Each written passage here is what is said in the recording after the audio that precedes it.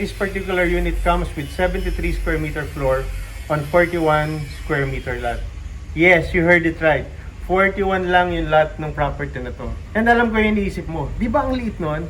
If you wanna find out kung paano napagkasya ng developer ang isang townhouse with 3 bedrooms, 2 toilet and bath, and 1 carport on 41 square meter lot, then you should watch this video. Halika, tripping tayo.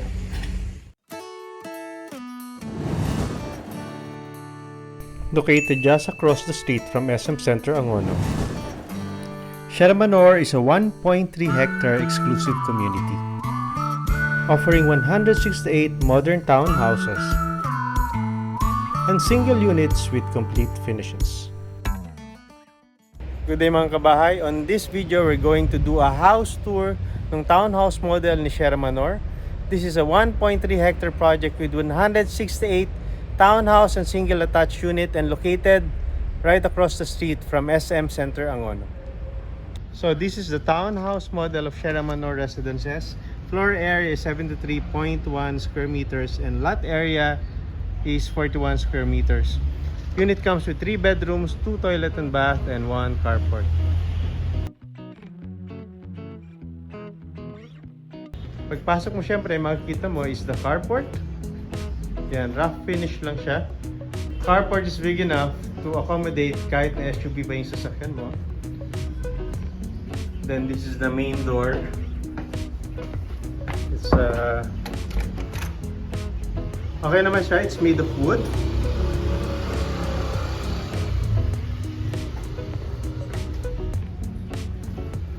Kung mapansin nyo yung model unit natin, may stair siya. Kasi medyo rolling terrain si Sierra Manor.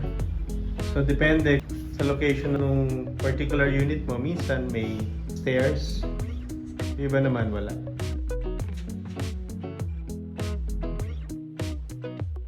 Okay mga kabahay, welcome to your new house. Pagpasok mo, yung una nilang ginawa, unitalize nila yung pinaka-hallway dun sa pasukan. So nilagyan nila ng small cabinet dito sa right side. Maybe you can use this for shoes. Ayan, it's a shoe cabinet. Kasi kung dito may pwesto yung sala, medyo makitid na. So they just utilize it for additional storage. So yung mga shoes mo nandito na. Then when you enter, your living room will be on the right. So again, this is the model unit. So yung sa turnover natin, wala yung mga furnitures, wala yung mga fittings, pero complete finishes naman siya. Kompleto yung floor tiles, wall paints, kasama na rin yung cabinet or the kitchen. Dito yung magiging living area mo, and dito yung dining area mo. I know, maliit lang siya. Siguro, this will fit 2 to 4 persons. 5 pwede pa rin, pero medyo masikip na. But again, hindi naman kailangan malaki yung lahat ng bahay. Kung 4 lang kayo, or 5, then you could consider this property.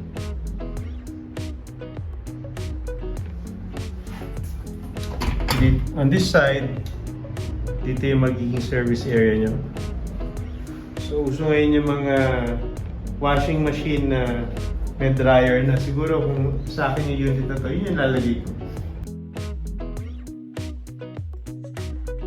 The kitchen, they installed a granite countertop. Tapos may modular cabinet sa baba and hanging cabinets over here, also modular. So paano magiging layout nito? Most likely yung area na to is either gas range or a small refrigerator.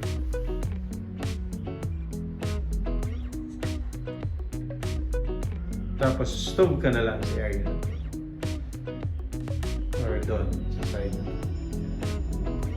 Ayan yung first floor natin. Yung mapapansin nyo, walang toilet and bath sa first floor, di ba? Kasi nga maliit lang yung floor area natin, tapos may carport sa labas. They have to maximize it para hindi ganong lumiit yung living area natin and may space pa rin for dining, kitchen, and dun sa service area. For this particular unit, yung 2 toilet and bath natin, nasa second floor pa rin. Halika, akit tayo. Before we do that, Mention ko lang paano ginawa yung stairs na to. May metal framing siya, tapos nilagay nila yung wooden slabs na to on top. Okay, so ang mas maganda doon is mas mura. So hindi na siya nag-a-add sa cost. And yung space niya, since may bakal lang yan, ano, you could use yung ilalim ng stairs as storage. Kung gusto mo, may access ka pa dito. Ayan. Tapos they also added this wooden accent on the side para mas cozy yung effect niya. Ang ayoko lang dun sa pagbakal yung framing, hindi siya kasing solid kapag buhos yung hagdan. But most developers like 𝘓𝘈𝘒𝘈𝘋 or 𝘬𝙗, yan din yung ginagamit na technology. Metal framing siya, tapos nilalagyan nila ng wooden steps. So ano yung makikita mo pag akit mo dito sa second floor? There are 4 doors. 1, 2, 3, 4. Yung 3 bedrooms plus yung common toilet and bath. Teka, pasukin natin yung mga rooms. So this is the smallest room. So as you could see, full size naman yung bed, but it's custom made. So what they did was they installed some cabinets dito sa ilalim for additional storage. All rooms comes with modular cabinets. So hindi mo naiintindihan yan. Tapos meron kang small desk dito for your computer. There are ways to maximize yung space kahit maliit yung room. Saka hindi siya gano'ng maliit kasi ang taas din ng ceiling height. So in terms of floor area, tama lang siya for your kids. Pero pag mataas yung ceiling height, yan, nagiging mas spacious ng konti yung property. And also, you could utilize those for hanging cabinets kung kailangan mo talaga na additional storage. Say for beddings.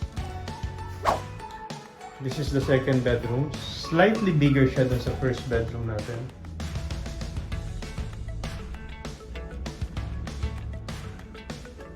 Again, meron siyang sariling cabinet and provision for window type aircon.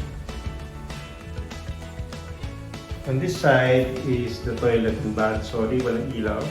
But as you will notice, 30 by 60 tiles ang ginamit nila. Tapos floor to ceiling na rin yung nilagyan nila ng tiles. Hindi siya maliit. And maganda yung fixtures. Standard fixtures yung ginamit nila. Hindi siya yung pang-locals. So tayo sa master's bedroom. Okay, so big enough naman yung space niya for a queen size bed, tapos meron ka pang cabinet. So pinag-isipan naman nila yung layout nila. So you could place your television here. And may mga buyer na gusto to.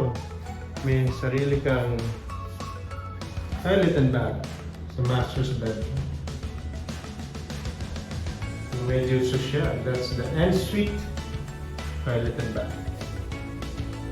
And 30 by 60 tiles din siya.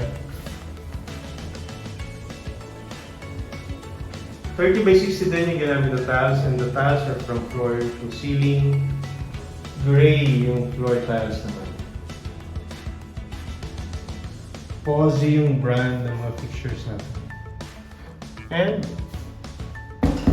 PVC doors. Standard naman yan sa mga townhouse units. Okay, finally, yung flooring dun sa lahat ng rooms. If you're curious, those are ceramic floor tiles na wood finish. Yan, so mas cozy pa rin yung itsura ng kwarto. So uso yan ngayon, maraming gumagamit na. Okay, that's it guys. I hope you find this video helpful in helping you decide kung para sa iyo ba yung property na to. If you want to find out more about this property, then give us a call sa number below. You could also reach us through any of our social media accounts. Handle is @BahayCentral and links are provided in the description.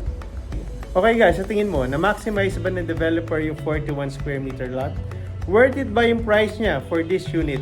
And enough na ba yung space niya para sa family mo? If hindi pa, maybe you should check the video on the left. Kasi meron ding single attached na ino-offer si Sierra Manor Residences. Again, this is your host, 𝘓𝘈𝘒𝘈𝘋 in behalf of Bahay Central. Thank you for watching and see you on the next video.